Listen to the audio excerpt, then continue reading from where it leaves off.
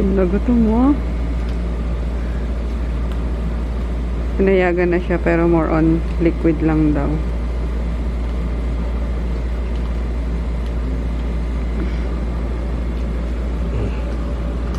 Water. Tapos puro pa sa swero yung ano niya. Yung mga gamot niya.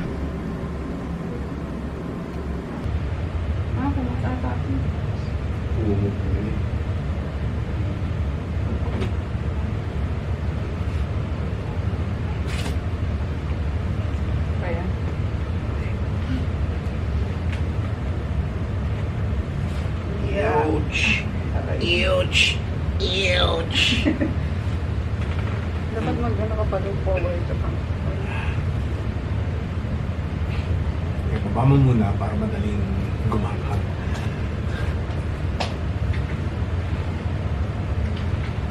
Focus.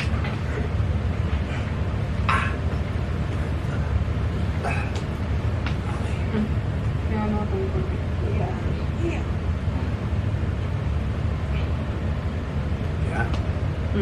Okay na? Okay.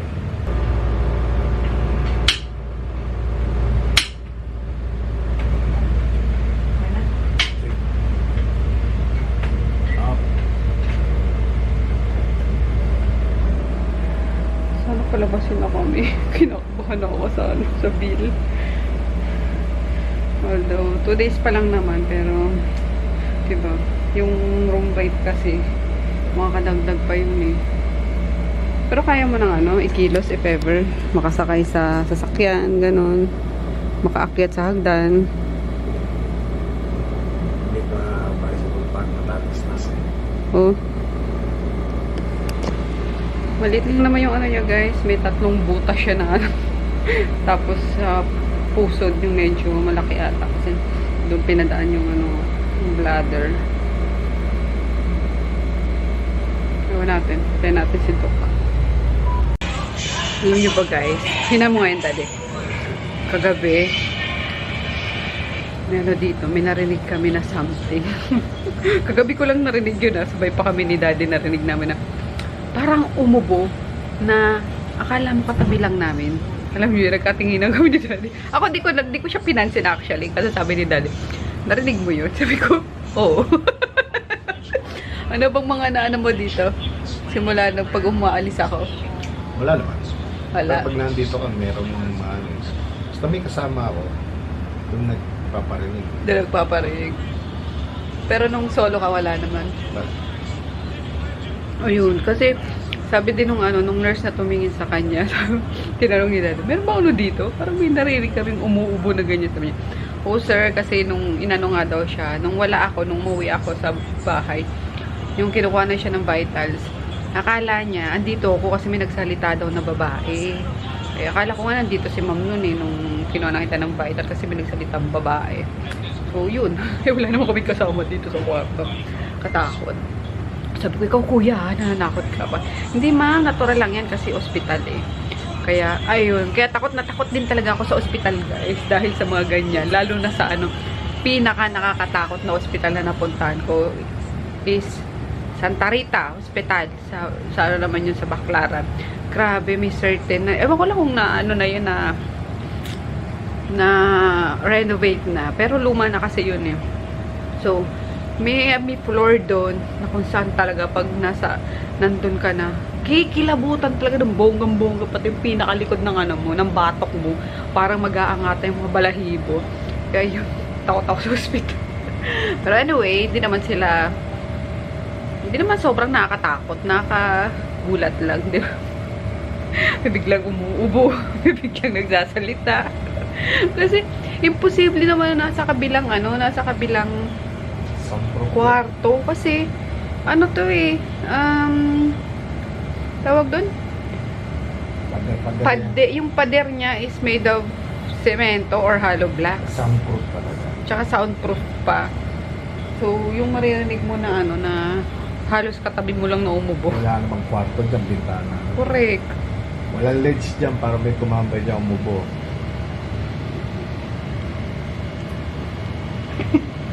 Wala kang Ayan, tutungtungan wala. dyan kahit mag-yossi ka dyan.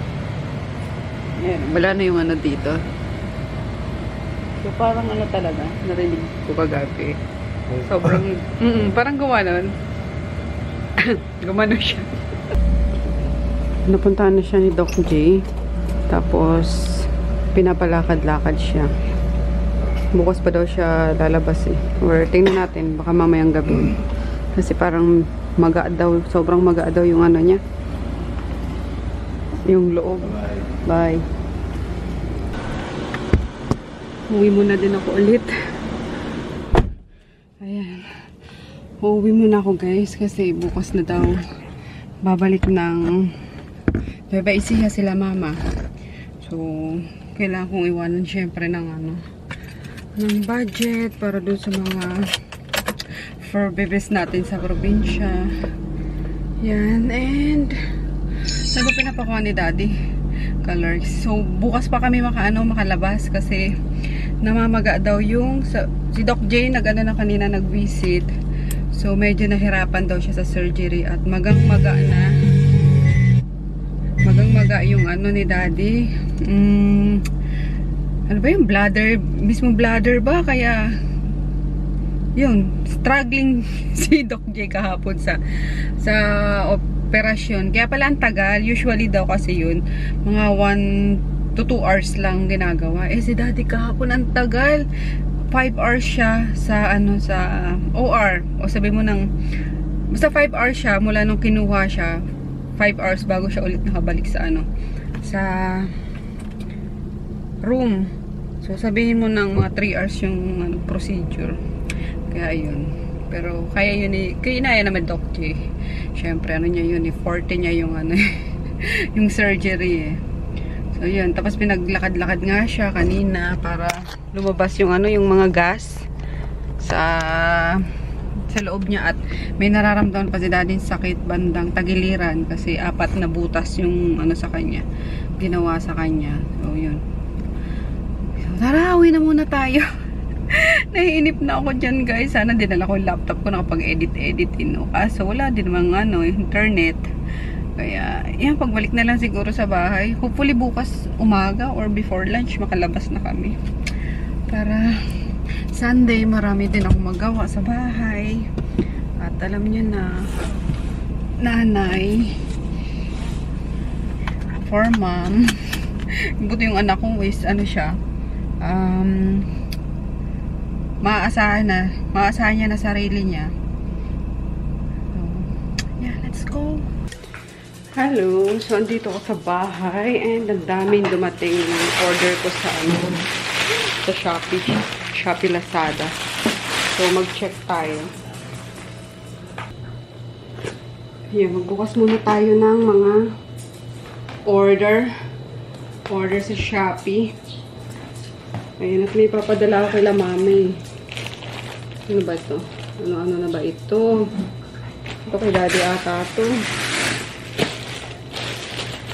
Ito. Akin nga ba ito? Yung sa akin na. Ay, nako, guys. Ewan ko. Ako'y litong-lito na. Lutang. Sabi. Oh! Order ba ako nito? What? Saan ko in-order to? Meron akong LED glow. Teka, anong order nito? Hello, Lazada. Kay daddy to. Yung leg na grow light. Kaya pala to. Santissima. Kaya pala sabi ko wala kung in-order. Ewan ko anong gagawin niya dyan sa mga tanim niya. Dumadagdag pa itong Adela. Inis ako. Ay, naku. Alam naman niyang nasa ospital kami. Kaloka. And this one. Ay, kaya gusto ko na makauwi kasi ang dami ko pa rin aasikasuhin talaga. Yung mga paninda ko, yung mga at yung lilipatan namin. Kasi nga hindi ko na kaya yung yung renta sa store, sobrang taas talaga. Sabi ko, itawan ko na lang. Oh, bag pala ito. Nabudo lang ako dito, guys. Don't worry, mura lang naman to. Baka sabihin nyo, ayan, problema ka na nga sa pera, panay shopping ka pa. Hindi, mga mumurahin lang to. Ayan. O, di ba? Cute. Ayan. Oh, cute lang. Oh, malaki siya. Kasi mga gusto ko yung mga, ano lang, mga handbag lang talaga or shoulder bag na, yan, katulad nung gamit ko na sobrang liit lang. Yan, oh, cute. Diba? And next, konti lang naman pala. Akala ko napakarami. Ah, ito yung papadala ko kila mama eh. Buti umabot. Ito yung sa lamok. Kasi, effective to. Nakita ko to sa Home Bodies. So, nabudol tayo ng Home Bodies na naman. So, ito siya guys. Ayan o. Sobrang effective nito sa mga lamok. Tapos, safe siya sa pet. And then, sa babies. So, wala siyang amoy. Hindi nakakahilo. Pero, effective talaga. Saan yung dati ko dito? Oh, no. Ayun. So, ganito siya. Ganito itsura niya. Oh. Meron siyang saksakan na. Tapos, ito mga refill. 40 pesos lang set na to. And then, pag ito lang ata is nasa 18 pesos. So, mostly refill na lang yung inano ko binili ko. So, bubuksan nyo lang ng ganyan. Yan. Tapos,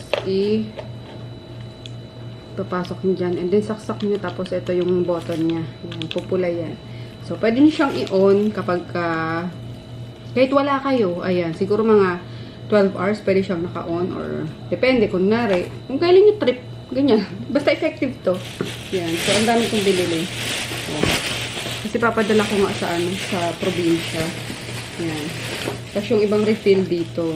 So, sabi ko sa sala, sa kwarto nila, sa kwarto namin, tapos sa kusina. Yan. Ba't dumidilim tayo? Oh, makisama ka naman. So, ayan lang. So, try kong yung link, ha? Hanapin para mailagay din sa inyo. And last, ano ba itong last? Mostly pala kay Daddy.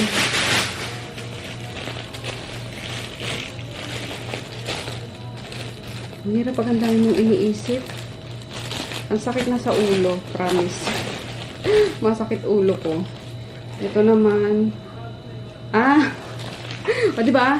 Mga, ano lang itong mga binili ko. Sobrang mumurahin. Ito naman is wet wipes lang siya na maliliit. Kasi sa bag nga, may video ko sa maliit na bag. So, yung mga wet wipes lang na maliit, tissue na maliit, yung ganyan. Doon na pag pumupunta tayo sa mall, hindi available yung tissue sa CR. So, saan ko ba ito nakita naman? Parang ano din ata, yung bodies din ata. So, ito nasa, wala pang 50 pesos ata ito, wala pang 100. So, dalawa yung binili ko, dalawang packs. Ayan o. Ang cute nila, super mini-mini lang talaga siya. So, sakto sa bagelya natin maliliit. Buksan natin. So, 8 pieces laman isang pack. O, diba ang cute? And then, isang ganito, 8 din yung 8 peraso din wet wipe. So, ang cute. Asan yung ano natin? O, diba? Paano pa? Kulay pa halos ng bag. O, hindi siya mag-aaksaya ng hindi siya makakain ng maraming space sa bag. Ganda. So, ayun lang. The rest, kay Daddy na ito. Huwag na natin buksan siya na magbukas. Yung light lang din nabuksan ko. And then, this one, kay Daddy din ata ito. Sa akin nakapangalan. O, diba? Vape. Boost plus replacement. Alert. So, yan. And then, umuwi nga ako at, ibibigay ko yung allowance nila mama sa probinsya. Then, yan, chinek ko lang din yung store, tapos tong anak ko, of course. And, babalik na din ako sa sa ospital, yun. Doon ako natutulog kasi, nung hindi pa kaya ni Daddy na bumangon mag-isa, I mean, yung biglaang bangon ba, kasi nga, syempre, ikaw ba naman tusok-tusukan ng sa tiyan. Ayan. So, yun. So, hopefully, bukas ng umaga or before lunch, makalabas na kami. Para, ayun, mapanatag na yung, yung isip ko at ako'y gulong-gulo, litong-lito. Sumasabay pa ang Doña Adela. Nakakaloka. Hello guys. So, dito pa rin kami sa ospital. Day 3. Pero hopefully makalabas na kami ngayon. naatay ko na lang talaga si Doc J. Ayan, kasi may mga nilagay pa sa kanyang gamot. And dyan, oh, yung pang pain daw yan. Nakakabit yung swero sa parang machine na nakasaksak doon. Kaya, hindi ano si daddy, hindi makapunta ng CR. Kaya kagabi, nakailang ihi ata ito. Kaloka, mami. Wiwi, Diyos ko Lord, ang sarap ng tulog ko. Sabi ko, na naman! Di ba nagreklamo ng lola niya? Anyway, yan, hinatira na siya ng ng meal. Ang pinaka-love niyang meal. Kasi plant-based talaga. Pati yung mga sausage, plant-based talaga guys. Pero ako gustong-gusto ko siya. Kahit na medyo matabang siya. Pero bet na bet sa akin. Ayan. Low fat. Tingnan natin kung ano ito. Mga ganyan na parang yung pork na plant-based. Yan, okay na okay naman siya sa akin. So, ako kumakain. Ang bigay sa kanya. Speaking guys, kakalabas lang nung assistant ata yun ni Doc J or parang resident siya. So, okay na daw yung ni daddy.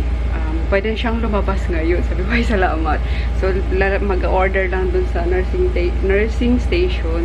Tapos pupuntahan dito para tanggalin na yung mga, mga dextrose. And then, pwede na siyang oral. Tapos follow-up check-up na lang. Finally, makalabas na kami. Anyway, ayun, kain muna tayo. Sakto pakain na kami. So, yan. Bumili ako dyan sa labas. Buti may, dyan, parang restaurant naman na affordable lang. So, bumili ako ng beef broccoli. Kaya may gulay pa rin. Tapos ito sa akin, yung fish tofu naman. Iuwi ko na lang yung iba pag hindi maubos. Kasi ito naman, masarap din naman yung nila. Matabang lang talaga. Matabang lang talaga guys. Pero okay na okay siya sa akin. Ayan, naka-ready na kami. Nalagay ko na rin yung ibang gamit sa sasakyan. Nantay ko na lang yung mga nurse para tanggalin tong niya. And makapag-settle na kami. At uwing-uwi na talaga ako guys. Ang dami kong gagawin. Ang daming nakapending. Parang tinadtad ng bala. Tama na bala. Saan ka ba napalaban, boss? Yay! Pauwi na kami guys. So, nagtututbrush lang si daddy. Tapos, na-settle ko na yung bill. Then, ang nakakaloka, dapat kanina pa pala kami nakauwi. Yan, kasi inabot sa akin yung yung form. Anong oras ba kanina last clip ko? Mga 12 ata or 1. Basta after namin mag-lunch. Inabot sa akin yung form. Di ko naman alam gagawin ang ginawa ko. Tinabi ko lang. So, nag-aantay lang kami ng nurse. Buti kada pasok ng nurse, nagtatanong ako, anong next step? Anong gagawin? Hindi pa ba kami aalis? Hindi pa ba kami uuwi? Sinabi nung isang nurse na, mami, napunta sa inyo yung yung C2, ganyan-ganyan. So, baba na kayo para masettle na yung bill. So, yung pala, diba nakakainis? Wala man lang kaalam-alam. Di sana kanina pa kami nakauwi siguro mga alas 2. Anyway, ayun. Basta pauwi na tayo. Wala talaga dyan. Hindi pwedeng meron kang marinig dyan. Kasi tinignan ko oo. Alam mo yung umuubo na akala mo katabi lang namin. Sino gagala dyan? Oo, tapos as in saradong-sarado guys. Tapos may nagkukwentuhan na babae. Naririnig mo ba yun? Naririnig mo yung Kwentuhan dyan. Oo. Parang may chichismisan. Parang may nagchichismisan. Kinikilabutan tuloy ako. Kaya kagabi, alam nyo, imbis na maliligo ako kagabi, hindi na, sobrang takot ko talaga. Kasi paano sila, mga ganitong oras, ayan na, maririnig mo na sila. Tapos yung biglang, mga ganun. Akala mo talaga nandyan na sa kabila. Wala naman eh. Eto, yan semento yan, sa lido. Asbestos sa riyan. Tapos doon naman, wala naman masyadong dyan para tumagos yung sound sa kabila, di ba? So, kaya, confirm. May kasama tayo. Pero okay lang yan. Sa iba ka naman po magparamdam. Kamukha mo na ako malapit.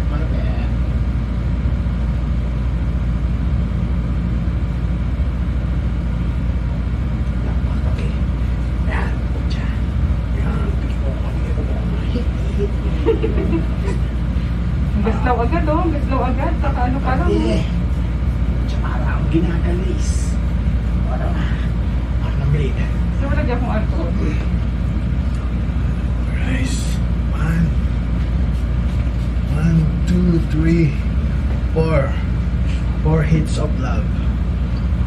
That's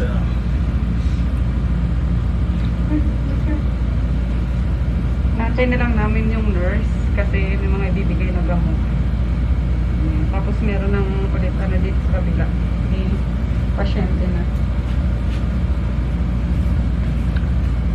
Binigyan pa kami ulit ng pagkain. Daling ko na lang sa bahay. As usual. tofu this. Tofu, dried tofu pa rin. Mga ano, mga hinano na meat, na veggie meat. Veggie meat pa tawag niya. Hindi, meron dyan tawag na ano. Diba, kalimutan ko na. We're home. O, diba yung ano ko, oh. Mga nilabang ko, hindi ko pa na lagay sa closet. Oh, Maggie! Namiss mo si Daddy, Maggie! Ay, finally.